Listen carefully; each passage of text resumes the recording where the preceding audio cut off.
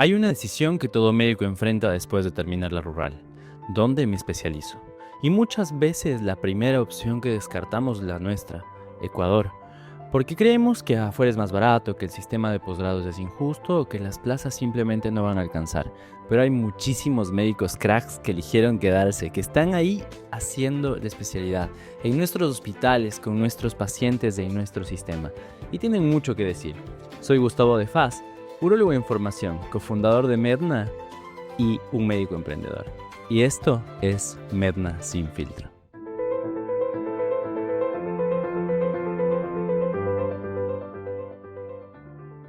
Les damos la bienvenida y hoy tenemos dos voces desde adentro del sistema de posgrado ecuatoriano.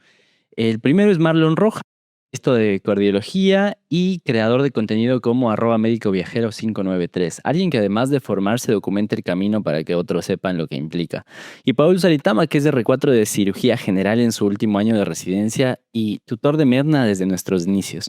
Dos especialidades distintas, un mismo sistema. Bienvenidos. Entonces, bueno, vamos a comenzar. Bueno, gracias por estar aquí. ¿Cómo van viviendo este proceso? Comencemos con Paul. ¿Cómo sería el paso a paso de que un médico ecuatoriano entra al posgrado en Ecuador? ¿Existe un concurso de méritos? ¿Se hace por universidad? ¿Cómo es el proceso real? Mucho gusto, gracias por la invitación. La forma en que yo accedí al posgrado fue diferente a lo habitual. Nosotros en la institución en la que yo actualmente desarrollo mi posgrado, ellos tienen el requisito fundamental de escoger las personas que están en el posgrado. Es decir, el primer filtro que yo recibí fue obviamente un examen de oposición y obviamente todos los méritos que uno ya tenía desde la carrera. Temas de artículos científicos, investigación, ser docente, ser ayudante de cátedra, todo esto suma para tu carpeta para que tengas, por así decir, una ventaja para tu posgrado. Obviamente que el examen es lo que más pesa, tus conocimientos, tu preparación. Y obviamente esto es el primer filtro. Después de esto yo recibí un segundo filtro. Nosotros lo llamamos o lo seguimos llamando porque todavía se sigue haciendo la semana de los Juegos del Hambre. O sea, con eso ya les digo todo.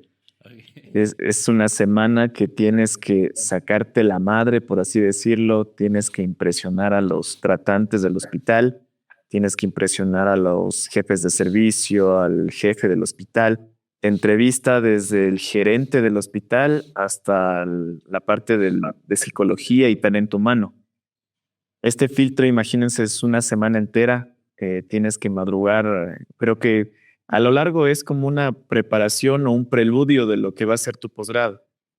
El ir al hospital 3, 4 de la mañana, salir del hospital 8, 9 de la noche y después de una semana agotadora, esperar los resultados, ver si aprobaste y obviamente esto es súper, súper sacrificado, pero creo que es una buena forma que ellos tienen de escoger las personas que van a formar parte del posgrado. Genial. Entonces, Paul nos está dando la perspectiva de un posgrado ecuatoriano desde un hospital privado bastante reconocido.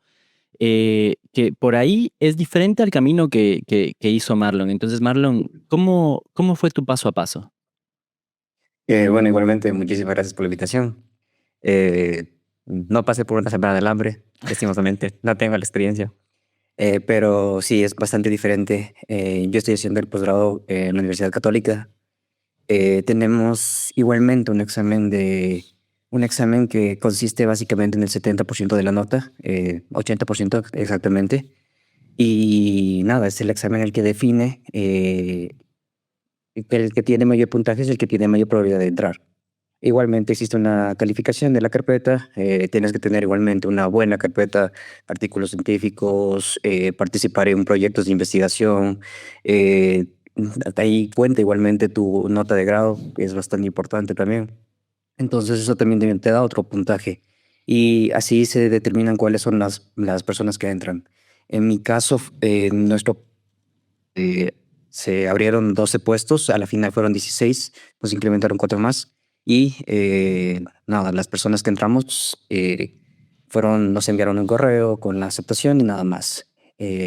A diferencia de a diferencia de Paul, a mí me toca rotar en diferentes hospitales y esto creo que es algo que igualmente cambia y es un paradigma totalmente distinto, porque rotamos en distintos hospitales y tenemos distintos tipos de escuela. Eso creo que es relevante. Claro que sí. La verdad es que es una de las preguntas que siempre me he hecho, ¿no? Y digo, qué difícil el hecho de rotar en otro lugar, sobre todo en algunas especialidades quirúrgicas. Por ejemplo, el estar cambiando cada 3 meses por ahí no te da un tema de que te demoras 1 o 2 meses en que te tengan confianza y comiences a hacer procedimientos y demás, ¿no? Eso, Marlon, desde tu punto de vista, la rotación, ¿lo ves como un pro o como un contra? Porque por otro lado, te da mucho conocimiento de muchas personas, ¿no? Exactamente. Si bien existen pros, y son algunos en realidad, es conocer distintos especialistas con distinto tipo de formación que se han formado en distintos lugares. Aquí existen bastantes cardiólogos formados en Argentina, en Brasil, unos pocos en Estados Unidos, en Venezuela. Entonces, ellos te dan su propia escuela. Lastimosamente, creo que eso es lo que a nosotros como posgradistas es lo que nos falta, una escuela de formación, ya que como vamos rotando en diferentes hospitales y vemos cómo es el manejo de una misma patología, en diferentes tipos de abordajes, creo que puede llegar a ser un pro y a la vez un contra, porque no sabes cómo orientarte y intentas replicar las cosas buenas que viste en un lugar en otro y simplemente no funcionan. ¿Cómo lo ves desde tu lado, Paul? ¿Qué tal estar en un mismo hospital todo el tiempo? Mi hospital, al ser un hospital privado, además de eso, tiene ciertas acreditaciones.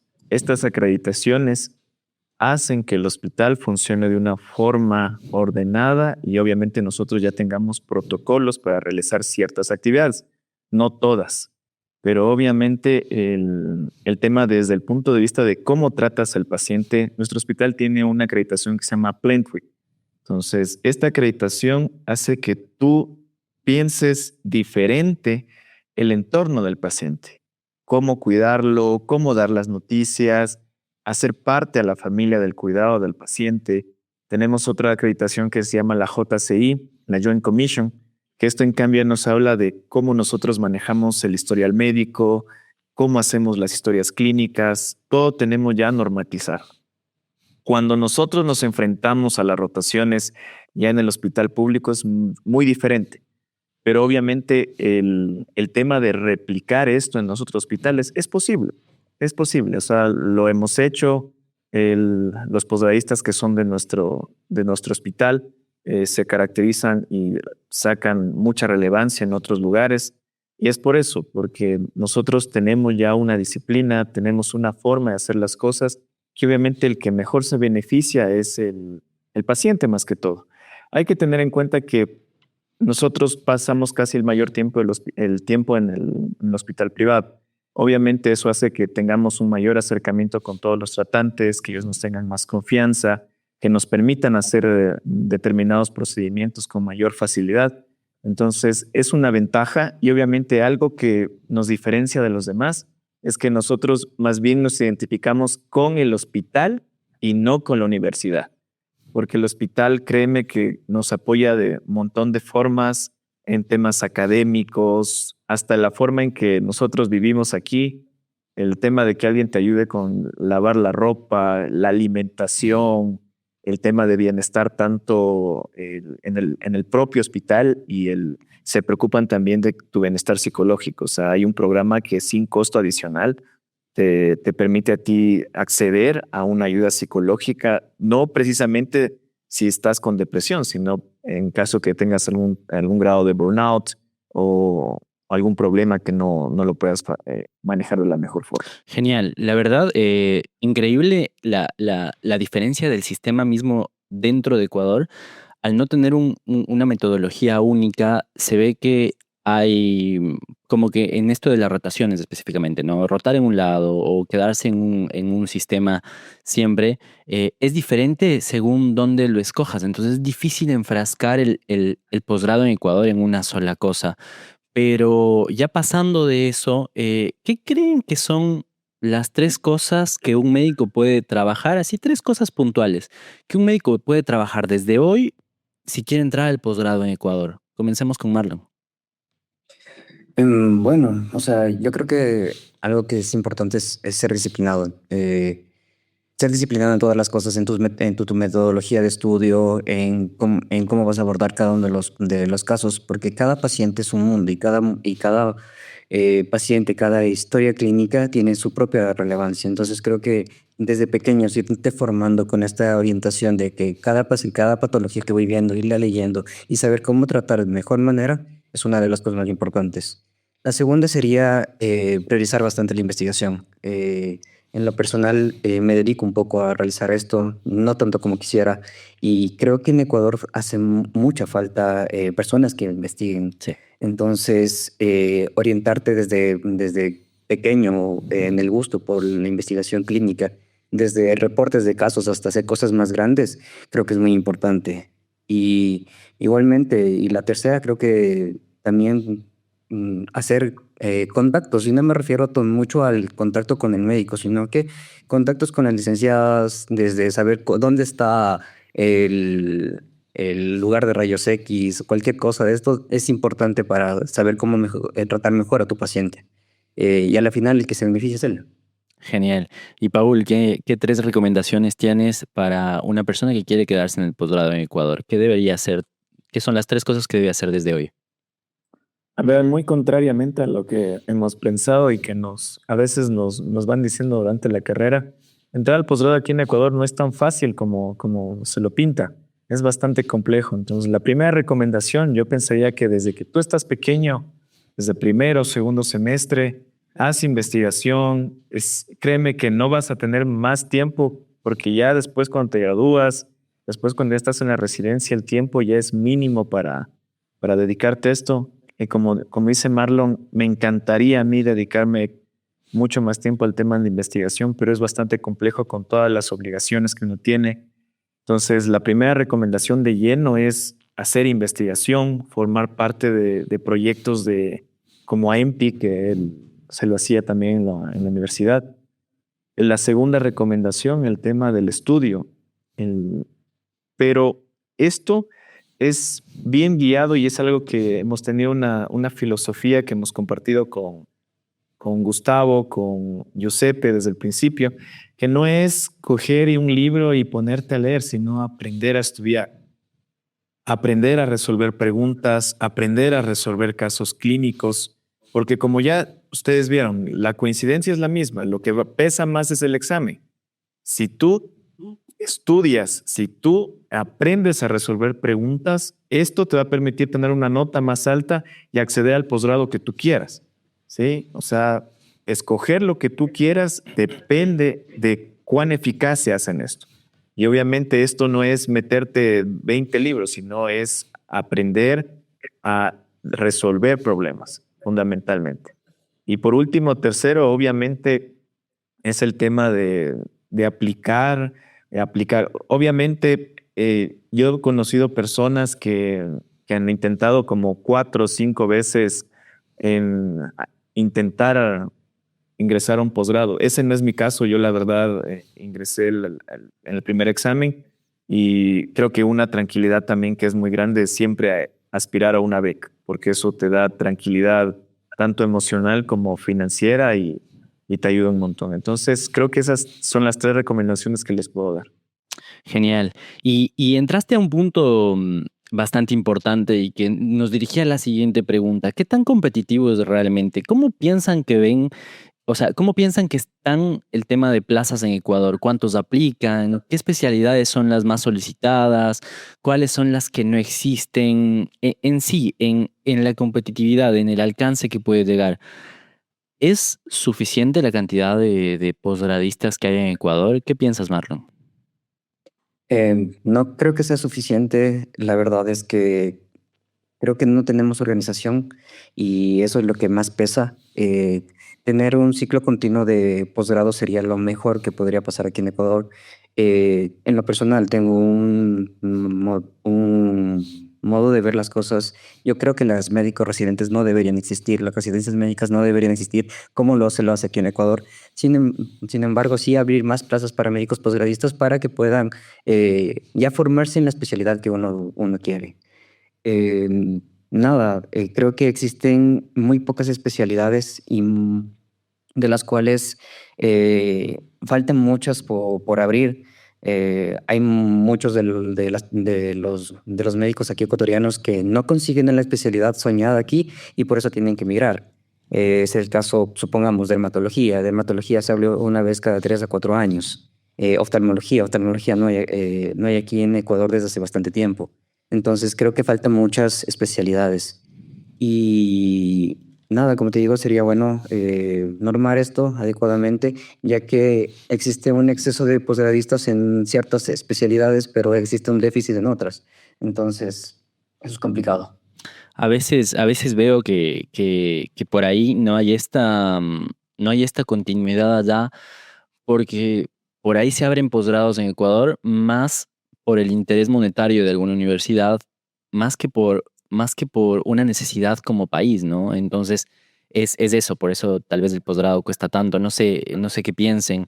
Desde tu lado, Paul, cómo ves el tema de las especialidades en Ecuador? ¿Qué tan competitivo es? ¿Cuántas plazas hay? ¿Qué falta?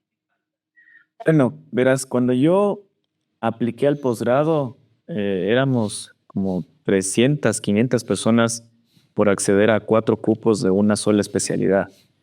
En la última convocatoria que fue para ingresar a mi posgrado, pues, principalmente, ese número bajó. Más que todo, lo que nosotros tratamos de elucidar es más que todo relacionado con esto que prometió el gobierno, que todos los posgrados van a ser pagados. Entonces, la ventaja que tenía nuestro posgrado ser una beca fue para otro lado. Entonces, yo concuerdo completamente el tema de que las universidades ven esto como un negocio, es una idea totalmente acertada.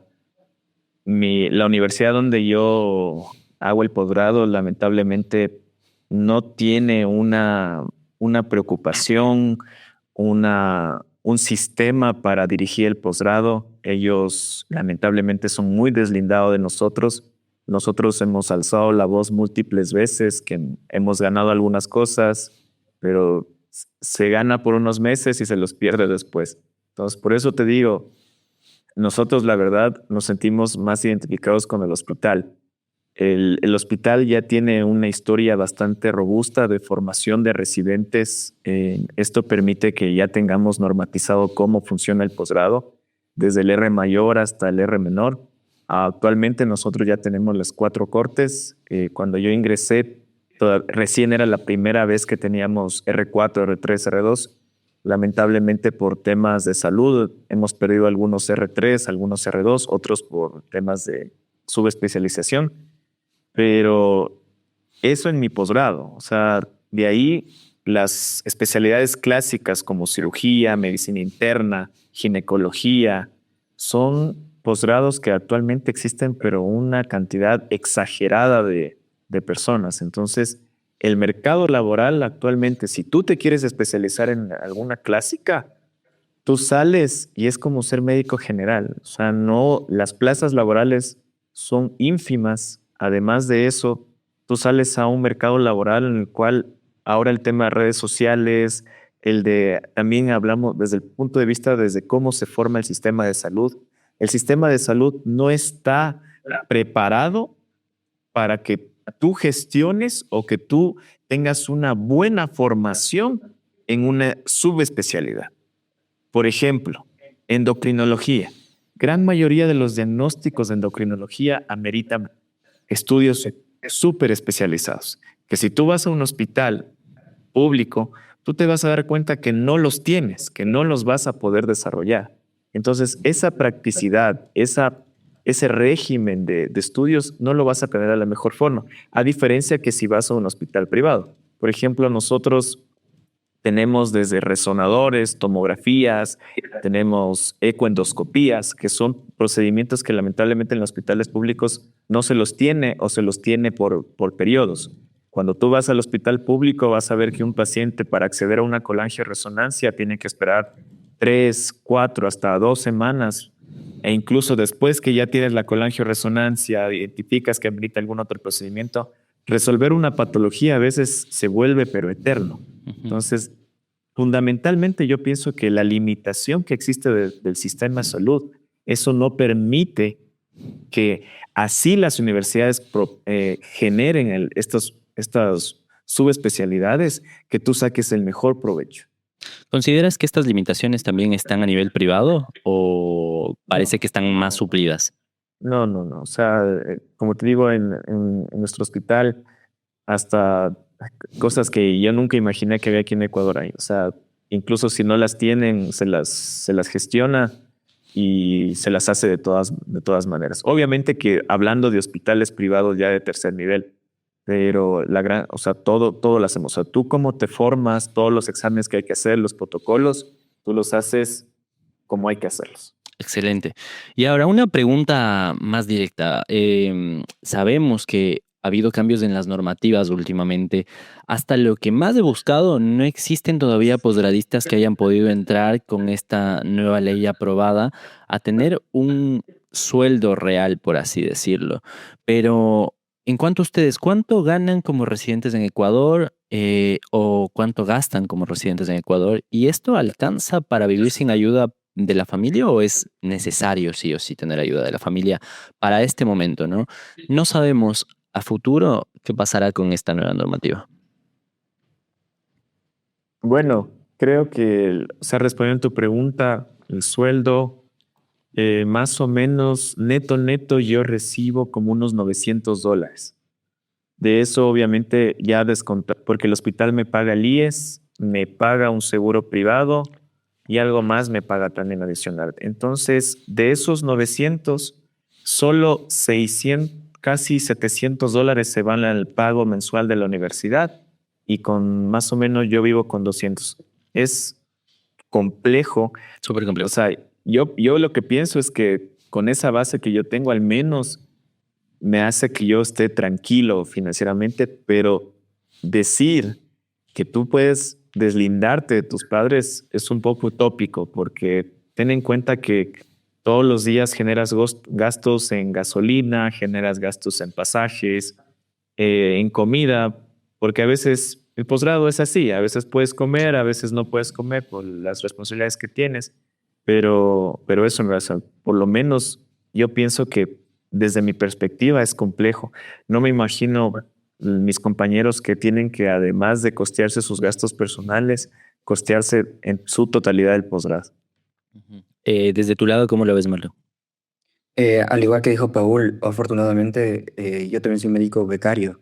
Soy becario del Ministerio de Salud Pública, entonces el MSP me da a mí un sueldo aproximadamente, son $1,150. No es el pago mensual, te pagan cada 6 meses, incluso a veces se demoran con los pagos, se pueden demorar 1, 2, 3 meses inclusive, además de eso también me ayudan con el pago de la colegiatura de la universidad. Son los posgrados aquí en Ecuador, al menos el mío cuesta $32,000. Cada semestre tengo que pagar $4,070. Entonces es un gasto que me cubre la beca, afortunadamente. Sin embargo, como bien lo dijo Paul, existen compañeros míos, 8 somos becarios, 8 no tienen beca, y los 8 que no tienen beca tienen los mismos gastos que tenemos nosotros Claro. con respecto a la universidad y no ganan ni un centavo. Entonces, la verdad es que deslindarte de tu familia es casi imposible. Muchos de mis compañeros han tenido que recurrir a préstamos, trabajan en otros lugares para poder costear sus estudios. Entonces, es básicamente, sin un apoyo financiero o un ahorro bastante fuerte, no vas a poder realizar un posgrado lastimosamente aquí en Ecuador. Y es algo triste porque si es que no existen estas ayudas económicas, este tipo de becas, es complicado. Yo en lo personal, como te digo, si no hubiera tenido esta beca, tal vez no hubiera entrado al posgrado aquí en Ecuador. Claro. Y existe este acuerdo ministerial 026-2025 que entró en vigencia recién en abril del 2026 y que solo aplica a las cortes nuevas después de, me parece que era 180 días del registro oficial, que esto se cumpliría recién. ¿Conocen a alguien que ya haya entrado en el sistema? Porque me parece que como que se retrocedió en todos los lanzamientos de posgrados después de que hubo esta ley. Exactamente. Recién sacaron un posgrado en una universidad de Ambato, pero igualmente es autofinanciado. No tienen todavía el acceso a la nueva ley, de lo que yo tengo entendido y de lo que he conversado con los chicos. Es posgrado en pediatría, de lo que supe. Y nada, el resto de personas todavía no han sido acreedoras, no, las universidades no han abierto nuevos posgrados y están en espera algunas personas para poder acceder. Perfecto. Bueno, muchas cosas que corregir, ¿no? Muchas cosas que se han ido repitiendo con el pasar de los años y que se deben corregir de una forma política que, bueno, hay que ver quién llega y los corrige. Pero pasando a otros puntos, a la formación y al día a día, ¿cómo es un día normal? Paul, ¿cómo vives tu día normal en horarios, guardias, exigencias? ¿Cambia ser R1 a ser R4? Porque, bueno, acá en el sistema argentino ser R1 es otra cosa totalmente diferente a ser de los últimos años. Pero de lo que yo recuerdo cuando era interno allá, no cambia mucho el R1 al R4 en los horarios, en las cosas que hacer, en las guardias. ¿Cómo lo vives? No, verás, no te puedo decir que la perspectiva actual del R1 sea igual a la del R4. Creo que es algo, un discurso tan trillado que hemos escuchado todo el tiempo, que incluso cuando éramos internos decían en mi tiempo, en mi tiempo. O sea, por suerte creo que en mi hospital ha cambiado para mejor. Las cosas como yo las viví en el R1 son muy diferentes a como se las vive ahora. Yo en el R1, por darles una idea, entraba a 3 de la mañana, salía la gran mayoría de veces 7, 8 de la noche. Incluso hubo oportunidades que postguardia salía a 3 de la mañana, entonces sí era bastante complejo. Actualmente ya como R4 sí es un poquito más relajado el tema de horarios. Yo entro ahora más o menos 6:15, 6:30 de la mañana y estoy saliendo 4 o 5 de la tarde. En el tema de carga laboral, ahora ya está mejor distribuido la carga hacia cada uno de los Rs, entonces es menor, pero aún así, CR1 creo que es lo peor que te puede pasar en la vida en cualquiera de los posgrados que existen, por lo menos en mi hospital. Entonces, pero obviamente creo que con el largo del tiempo te das cuenta que es por algo, ¿no? En el R1 tú eres un muñeco de trabajo, o sea, solo te dedicas a hacer cosas. En el R4 ya no es así, o sea, te toca hacer las cosas y te toca estar pendiente de que se hagan todas las demás cosas de tus R menores. Entonces, nosotros actualmente manejamos un programa de pase de visita, se ha dado el cambio en el último año, en el cual tenemos todos un jefe de grupo. En ese grupo tú te encargas de cierto número de pacientes, tienes que irle a pasar visita temprano desde las 7 de la mañana, vas por habitación por todo el grupo, te encargas de ver que todos los pendientes estén realizados, curaciones, exámenes complementarios. Luego de eso, además de eso, te toca ir a quirófano. Al mediodía tenemos un segundo paso de visita, de ahí tenemos la entrega general de todas las novedades que existen hacia los que se quedan de guardia y de ahí ya se hace cargo la guardia. De ahí fin de semanas, como todo posgrado, hacemos guardia cada cuarto día, tienes un fin de semana libre al mes.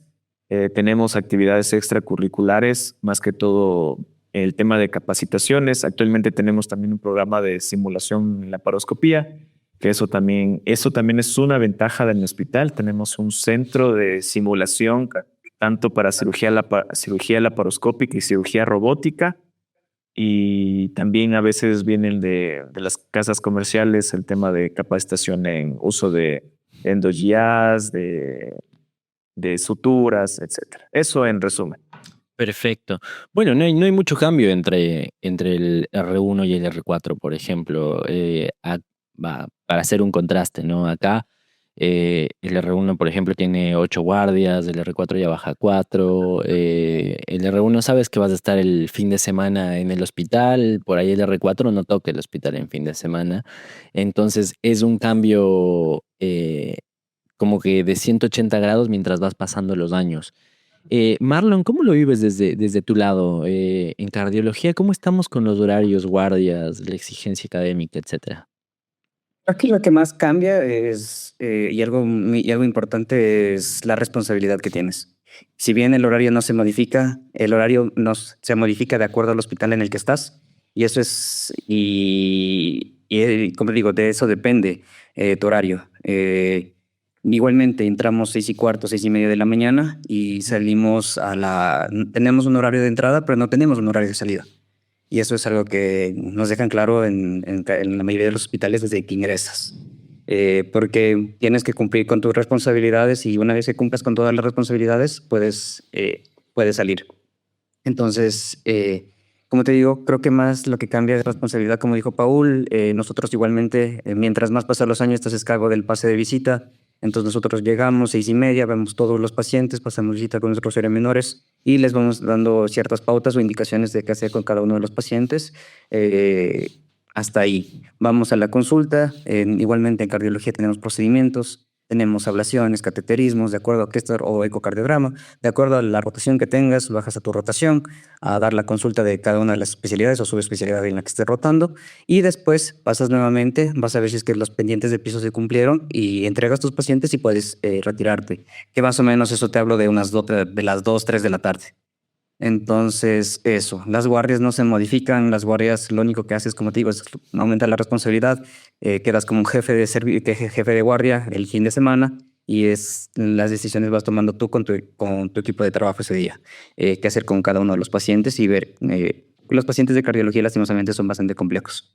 Muchas veces tenemos un tratante un fin de semana, que eso es algo bastante bueno, pero a veces no. Perfecto. Y bueno, ya iremos hablando de los posgrados específicamente, no en este episodio, pero sí en los siguientes.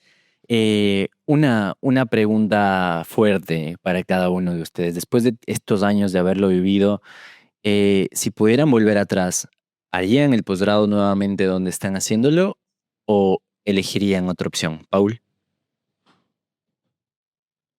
Yo tengo un mensaje que me dijo una buena amiga que fue ayudante mía de microbiología. Ella actualmente ya está haciendo su fellowship en cardiología intervencionista en Estados Unidos, pero ella me dijo, Paul, no te dejes guiar o pienses que si tú te quedas aquí en Ecuador vas a ser malo.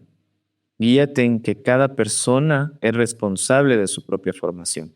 Y si la respuesta que tú me dices es sí, mi posgrado sí he tenido días que no he podido, que solo he llegado en calidad de bulto a la casa, que solo llego a descansar, que es casi todo el tiempo, pero la exigencia, las personas que he conocido, las personas que me han formado, es lo que le da mucho valor a mi posgrado, porque me han formado no solo como cirujano, me han formado como un buen clínico y más que todo sin perder ese cariño y ese amor a nuestros pacientes. Creo que sí, la pregunta sobre todo es sí, lo volvería a hacer. Muchas gracias, Paul. Y Marlon, ¿cómo lo ves desde tu lado? Eh, Concuerdo con Paul, no cambiaría, la verdad. Estar en tu país sí hace una diferencia. La epidemiología de las enfermedades que tenemos, o al menos aquí en cardiología, es impresionante. Las cosas que vemos es increíble. Lo que sí es bastante limitante, y eso es lo triste, lastimosamente, que no podemos hacer lo que quisiéramos poder hacer. Intervenciones oportunas a tiempo, o poder realizarlas en tu mismo hospital. Tener que abrir un sistema de derivación para que vayan a casas privadas es bastante triste porque no se puede dar al paciente un correcto tratamiento en el momento que el paciente llega. Sabes qué es lo que tienes que hacer y no puedes hacerlo y eso llega a ser bastante penoso, lastimosamente. Mm, Creo que me quedo con una frase igualmente que dice, formando en médicos de primer mundo para atender aquí en el tercer mundo. Y lastimosamente eso es triste porque no se pueden hacer muchas cosas que se quisieran. Entendible.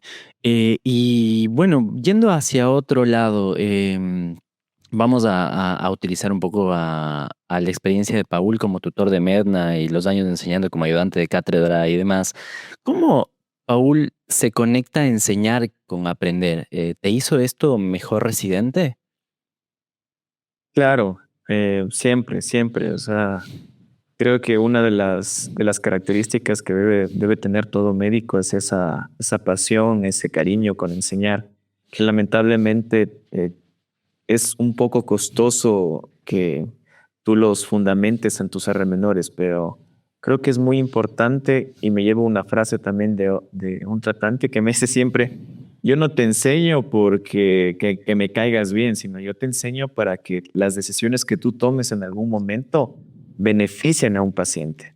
Entonces, llévense en su mente que enseñar, que llevar siempre ese ritmo de tratar de compartir lo que tú sabes, hace que tú aprendas dos veces. Y obviamente yo hasta ahora, que ya estoy en mi R4, todavía me acuerdo cosas de fisiología, de anatomía, de embriología. Y eso es algo que nuestro director médico siempre nos dice. Ustedes tienen que cambiar ese paradigma de ser netamente operadores a ser gentes que generen conocimiento y que sepan por qué hacen las cosas. Entonces, enseñar, estar en esto de educar a las personas que están por debajo de ti, es algo muy importante que siempre deben llevar a cabo. Genial, Paul, muchas gracias. Y Marlon, en cambio, decidiste documentar varias cosas de medicina y decidiste formar una página que después explotó. ¿Cómo se lleva esto en la residencia y cómo lo vives desde ese punto? ¿Qué recomiendas a las personas que te siguen? Bueno, o sea, en realidad en el tema de mis redes sociales quisiera poder invertir más tiempo en eso. Lastimosamente en la residencia es muy complicado, pero sí quisiera poder realizar talleres, igualmente cursos, desde cosas básicas, de leer un electrocardiograma hasta saber cómo tratar un infarto. Creo que es algo que me falta en lo personal. Intento hacerlo siempre en el día a día con los internos, con mis seres menores. Sin embargo, sí es algo que todavía tengo esa espinita de hacerlo y quiero hacerlo. Y nada, o sea, a veces incluso creo que hasta siendo un pequeño meme es mucho más fácil de que se te quede el cómo tratar o cómo no tratar a un paciente. Entonces, el contenido que básicamente últimamente he estado haciendo es en ese sentido, de hacerles dar cuenta a través de chistes que cómo tratar y qué no se debe hacer en un paciente o en un determinado caso. Perfecto. Bueno, otra de las preguntas que tenía ya la respondieron y sabía que iba por ese punto, que era, a ver, el sistema de residencias hay muchas cosas que corregir y más allá de eso, pensando en una subespecialidad, que es algo que médicos que hoy en este tiempo necesitamos sí o sí, o sea, son cosas que ya no son para tal vez sí o tal vez no. Hacer la subespecialización es complicado. Entonces, ¿qué sigue después del posgrado en Ecuador? ¿Práctica privada, hospital público o migrar hacia otro lugar para ser un fellow? ¿Cuál es su posición en este momento, Marlon? En cardiología, en especial, lo que toca hacer es migrar. Lastimosamente no existen subespecialidades de cardiología en el país, entonces lo que nos toca hacer es, si quieres ser subespecialista, migrar a otro lugar. Hay muchas opciones y ahí tienes que ver lo mejor para ¿Y para cada. tu plan en este momento cuál sería? Ahorita mi plan es terminar el R4 e irme a Brasil a hacer la subespecialidad en hemodinamia. Entonces, ahorita estoy igualmente siguiendo portugués, aprendiendo todas estas cosas del sistema, de cómo se maneja allá, para entrar como un médico en Brasil. Excelente, Paul. Y desde tu lado, qué sigue después, ya estando tan cerca? Bueno, la ventaja de mi posgrado, te cuento que a pesar de que es becado, el hospital no nos pide que nos quedemos haciendo o devengando ese posgrado. Eso nos da la libertad a nosotros de ya escoger. Esa es una ventaja sobremanera de nuestro posgrado. El plan es netamente, y en eso te forman casi todos tus tratantes, de tienes que irte a otro lado y tienes que formarte de la mejor manera. La opción que yo tengo, y es una de mis planificaciones para mi rotación internacional, que es algo que tenemos de forma opcional en el R4, es yo tengo ya planificado ir a Brasil. Cierto tiempo voy a hacer toda mi rotación en Sao Paulo, pero en diferentes unidades. Hay un centro de especialidades que se llama LIRCAT, que es en Sao Paulo, y luego voy a hacer un mes de rotación en trasplante hepático. Entonces, desde mi perspectiva, creo que no es que no existen subespecialidades en el Ecuador en el tema de cirugía, sí las hay.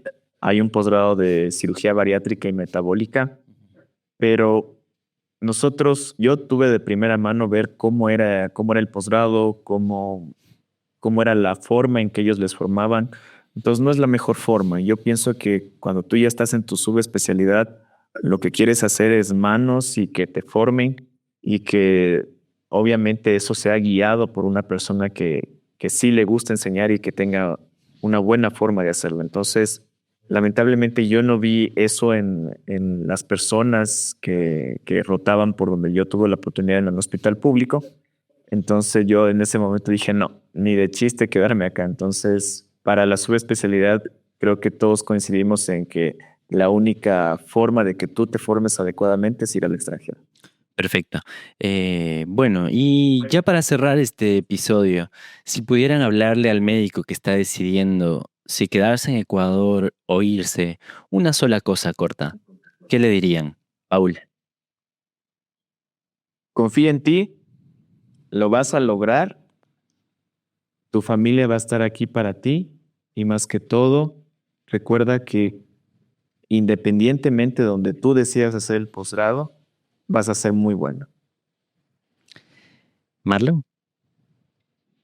La decisión en base a tus objetivos. Mira cuáles son tus objetivos y toma la decisión en base a eso. En lo personal, yo quise quedarme aquí por mi familia y es algo es algo bastante grato poder tener a tu familia cerca. Entonces, nada, toma la decisión en base a los objetivos que tengas. Muchas gracias. Y con esto cerramos y hoy conocimos el posgrado ecuatoriano desde adentro, con sus luces y sus sombras, con alguien que esté en su último año de cirugía y alguien que está recorriendo todavía el camino de formación en cardiología. Hay muchas cosas por corregir desde hace muchísimos años atrás. Los médicos no somos de quejarnos y de culpar a alguien, vemos el problema y sabemos que hay que resolverlo. Hoy vemos el sistema de formación de posgrados en Ecuador y tienen varias cosas que corregir, y desde nuestra trinchera aportaremos con todo lo que podamos para hacerlo. Sin embargo, y a pesar de todos estos problemas, hay personas que volverían a recorrer su camino y esos grandes médicos y grandes personas, como ya lo dije, corregirán el sistema de salud. En el próximo episodio cambiamos completamente. Vamos a hablar de un camino que muchos médicos ecuatorianos toman y nadie cubre: entrar a Fuerzas Armadas o Policía Nacional. ¿Qué ganas, qué pierdes y cómo es ser médico con uniforme? Soy Gustavo de Faz y esto fue Medna Sin Filtro.